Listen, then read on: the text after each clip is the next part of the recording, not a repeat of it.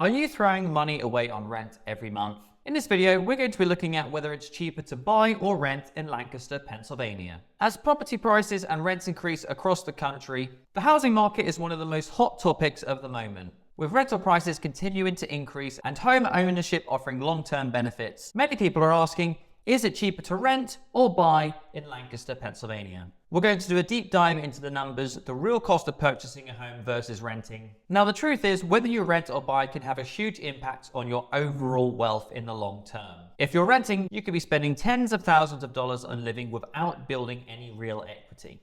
Whereas if you're buying, you can take advantage of the tax benefits and also lock in long-term monthly pricing. Now, I will say that owning is not for everyone, and we'll get to that later in the video. So let's start by comparing the costs.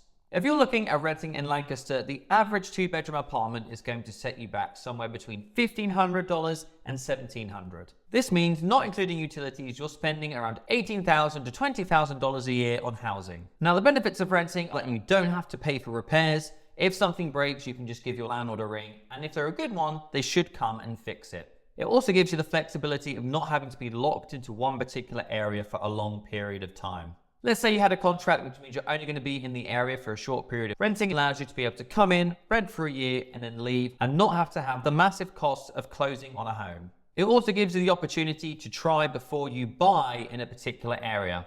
By renting, you can see which areas of a city you like, especially if you haven't lived there before. This can influence a buying decision later down the line. I would say if you're not sure about living in Lancaster for more than 3 to 5 years, renting may be a much safer option. Another benefit to renting is that the upfront costs are much lower. You're only going to have to put a deposit down on the property and potentially first and last month's rent. Now, how does this compare to owning? Now, the average property price in Lancaster City is around $300,000. It is slightly higher than this if you go out to the suburbs, but let's use 300 for this example. If you were putting 10% down at 6.5% interest, your monthly payment, including taxes and insurance and mortgage, is going to work out to be around $2,000 to $2,200 a month. The benefits of home ownership are every mortgage payment you make is going towards building the equity in the property. And the longer you live in the home, the more of that payment is going towards paying down the principal. You also have huge tax benefits to owning. As a homeowner, you can write off all of the interest that you've paid as part of your mortgage throughout the year. And especially during those first few years where interest makes up the majority of your payment,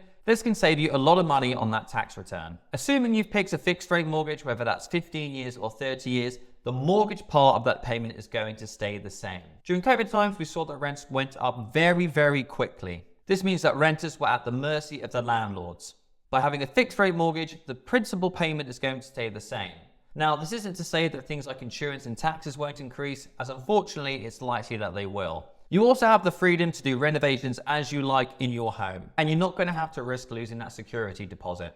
A really great way of adding wealth is finding a property that needs a little bit of renovation in a good area and taking a couple of years to live in the home, do renovations when you can, and to really add value. Ultimately, it's going to come down to your personal situation. There are more requirements you're going to have to be able to purchase a home, such as your income, your employment, and your credit score. If you're missing any one of those 3 pillars, it might be difficult to purchase. Now, that's not to say that renting is easy, as landlords are making it increasingly more difficult or strict to be able to rent. You're going to have to prove you have 2.5 to 3 times income in most cases, and you're going to require a credit score of at least 600 for most properties. Now, you may be thinking, oh, but Albert, I don't have the money for closing costs and a down payment. Well, the good news is I've managed to be able to help buyers purchase a home for less than $5,000, so it is possible. Now, once again, this is on a case-by-case basis, so if you are interested in trying to see if you'd be able to qualify for a home and only have to pay $5,000 or less, do drop me a comment below and I'll make sure I reach out. So what's your next move?